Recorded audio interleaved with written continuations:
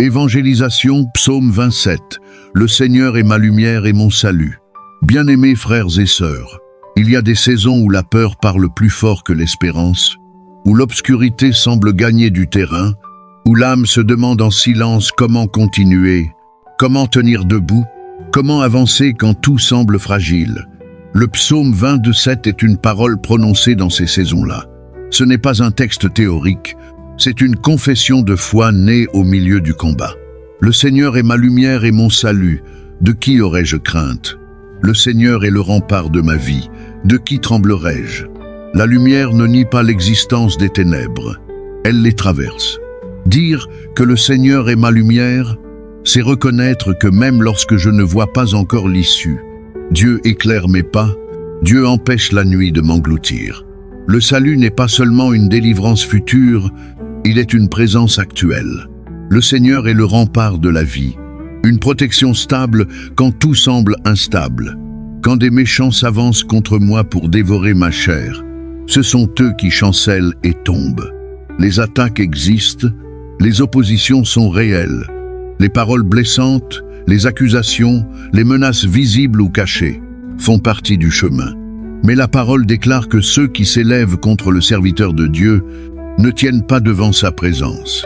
Si une armée se campait contre moi, mon cœur n'aurait aucune crainte. Si une guerre s'élevait contre moi, je serais malgré cela plein de confiance. Cette confiance ne vient pas de la force humaine. Elle naît d'une certitude intérieure. Dieu est là. La foi ne supprime pas le combat. Elle empêche la peur de gouverner le cœur. Je demande à l'Éternel une chose, que je recherche ardemment, habiter dans la maison de l'Éternel tous les jours de ma vie. Au cœur de l'épreuve, le désir le plus profond n'est pas la fuite du combat, mais la proximité de Dieu. Habiter dans sa présence, demeurer sous son regard, contempler sa beauté, chercher sa volonté. Car il me cachera dans sa tente au jour du malheur, il me mettra à l'abri dans le secret de sa demeure. Dieu n'expose pas ses enfants à la honte. Il cache, il protège, il couvre. Quand le bruit du monde devient trop fort, Dieu offre le silence de sa présence. Et maintenant ma tête s'élève sur mes ennemis qui m'entourent. L'élévation ne vient pas de la revanche, mais de la fidélité de Dieu. Même entouré d'opposition, Dieu redresse celui qui s'appuie sur lui. Écoute, Éternel, ma voix, je crie, aie pitié de moi et réponds-moi. La foi ne supprime pas le cri, elle lui donne une direction. Le psalmiste crie vers Dieu, non par désespoir, mais par dépendance. Ne me cache pas ta face, ne repousse pas avec colère ton serviteur. Il y a des moments où l'âme a peur du silence de Dieu. Le cœur cherche un signe, un regard et une réponse. Mon père et ma mère m'abandonnent, mais l'Éternel me recueillera. Même les liens les plus solides peuvent faillir. Même les soutiens humains peuvent manquer. Mais Dieu recueille, Dieu relève, Dieu demeure. Enseigne-moi ta voie éternelle, conduis-moi dans le droit chemin. Le psaume devient une prière de direction. Quand l'ennemi accuse, quand les choix sont confus, le cœur demande à être conduit. Je suis sûr de voir la bonté de l'Éternel sur la terre des vivants. La foi regarde au-delà des circonstances présentes. Elle ose croire que la bonté de Dieu se manifeste ici, maintenant, dans la vie. Espère en l'Éternel, fortifie-toi et que ton cœur s'affermisse. Espérer n'est pas attendre passivement. C'est tenir ferme, c'est résister intérieurement, c'est laisser Dieu fortifier le cœur. Évangélisation, psaume 23. Le Seigneur est mon berger.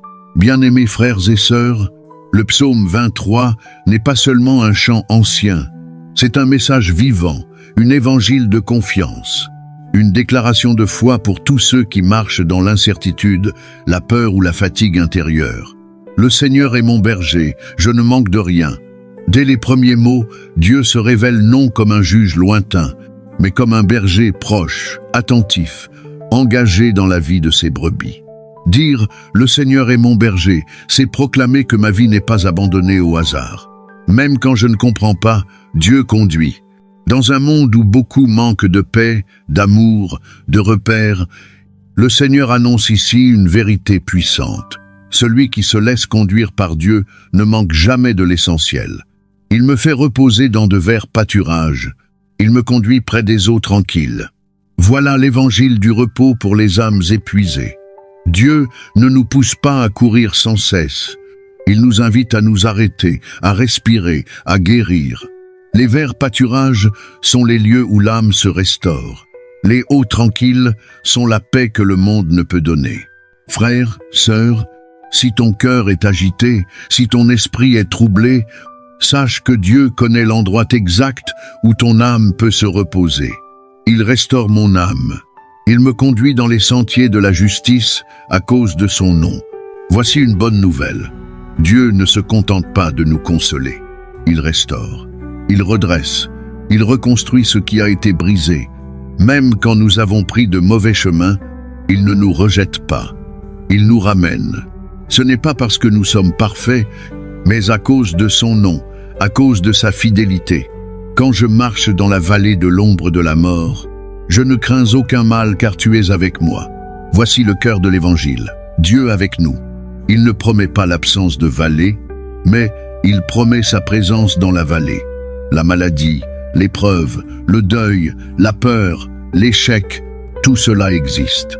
Mais le croyant peut dire « Je ne crains aucun mal », non pas parce qu'il est fort, mais parce que Dieu marche avec lui. Ta houlette et ton bâton me rassurent. La houlette corrige, le bâton protège. Dieu est à la fois tendre et ferme. Il nous garde, il nous défend, il nous relève. Tu dresses devant moi une table, en face de mes adversaires. Voici l'évangile de la victoire silencieuse. Dieu ne supprime pas toujours les ennemis, mais il honore ses enfants même au milieu du combat. Là où d'autres attendaient ta chute, Dieu prépare ta restauration. Tu oins d'huile ma tête et ma coupe déborde. L'huile est le signe de l'onction, de la guérison, de la joie. Dieu ne donne pas au compte-gouttes, il fait déborder. Oui, le bonheur et la grâce m'accompagneront tous les jours de ma vie, et j'habiterai dans la maison du Seigneur pour la durée de mes jours. Voici la conclusion de l'évangile du psaume 23. Une espérance qui ne finit pas, une promesse pour aujourd'hui et pour l'éternité. Frères et sœurs, le psaume 23 nous annonce que Dieu conduit, Dieu protège, Dieu restaure, Dieu demeure avec nous.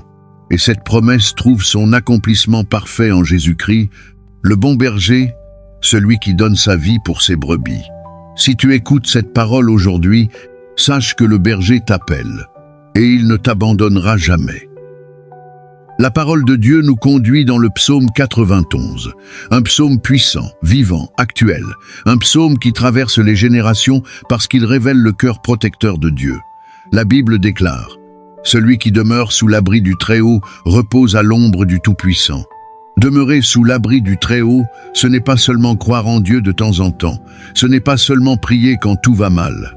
Demeurer, c'est habiter en Dieu, c'est lui faire confiance même quand on ne comprend pas, c'est marcher avec lui jour après jour. Celui qui demeure en Dieu ne vit plus dominé par la peur, car il sait que sa vie est cachée en Dieu. Le psalmiste continue et déclare « Je dis à l'Éternel, mon refuge et ma forteresse, mon Dieu en qui je me confie. » Ici, la foi est proclamée à haute voix. La foi n'est pas silencieuse. La foi parle. La foi déclare. Quand tu confesses que Dieu est ton refuge, tu fermes la porte à l'ennemi et tu ouvres la porte à la paix. Ce psaume nous enseigne que Dieu délivre du piège de l'oiseleur. Cela signifie que même les attaques cachées, même les complots que tu ne vois pas, même les projets secrets de l'ennemi sont connus de Dieu. Rien n'échappe à son regard. Ce que l'ennemi prépare en secret, Dieu l'annule par sa puissance. La parole dit encore que Dieu couvre ses enfants de ses plumes et qu'ils trouvent un refuge sous ses ailes. Quelle image puissante! Cela nous parle d'un Dieu tendre, proche, protecteur, comme un père ou une mère qui protège son enfant. Tu n'es pas abandonné, tu es couvert. Le psaume 91 parle aussi de la nuit et du jour, des flèches qui volent le jour et des terreurs de la nuit. Cela nous montre que la protection de Dieu n'a pas d'horaire. Quand tu dors, Dieu veille. Quand tu marches, Dieu veille. Quand tu voyages, quand tu travailles, quand tu es seul, Dieu veille. Cette promesse trouve son accomplissement parfait en Jésus-Christ. En Christ, nous avons accès à cette alliance de protection. Jésus est celui qui a vaincu l'ennemi à la croix. Celui qui est en Christ n'est plus sous la domination des ténèbres. Il marche dans la lumière, sous une couverture spirituelle. La puissance du psaume 91 ne réside pas seulement dans sa lecture, mais dans la foi avec laquelle il est reçu et proclamé. Quand tu déclares cette parole, tu rappelles à ton âme qui est ton Dieu. Tu rappelles à l'ennemi qu'il n'a aucun droit sur ta vie. Tu rappelles au ciel que tu fais confiance à l'Éternel. Dans la vie quotidienne, les ennemis peuvent prendre plusieurs formes. La maladie qui menace, la peur qui oppresse, l'insécurité, les attaques spirituelles, les paroles négatives, les échecs répétés. Mais le croyant ne vit pas dans la panique. Il s'appuie sur la parole, il se lève avec foi et il proclame les promesses de Dieu sur sa vie et sur sa maison. Quand la Bible déclare que Dieu donne ordre à ses anges de nous garder dans toutes nos voies, cela signifie que le ciel se met en mouvement pour celui qui se confie en Dieu. Les anges sont envoyés pour protéger, pour guider, pour empêcher les plans de destruction. En cet instant, au nom puissant de Jésus-Christ, je proclame sur ta vie que toute peur est chassée, que toute attaque de l'ennemi est neutralisée, que toute maladie perd son pouvoir, que toute menace contre ta vie et ta famille est annulée. Je proclame que la paix de Dieu envahit ton cœur, ton esprit et ta maison. Aucun malheur ne t'atteindra. Aucune flèche lancée contre toi ne prospérera, aucune œuvre des ténèbres ne réussira, car l'Éternel est ton refuge et le Très-Haut est ta demeure. Bien-aimés frères et sœurs, choisissez chaque jour de demeurer sous l'abri du Très-Haut. Faites de Dieu votre habitation. Marchez dans la foi, vivez dans la confiance et laissez la parole de Dieu gouverner votre vie.